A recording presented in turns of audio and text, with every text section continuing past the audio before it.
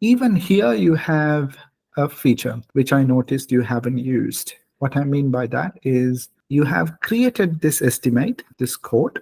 However, you did not hit this plus save button. Instead, you just moved on. The difference is, see, right now in the story, there's no office copy. But if you click on that save button over here, I'll just click on that save. And then I go back into your story. Now you can see it added a summary over here.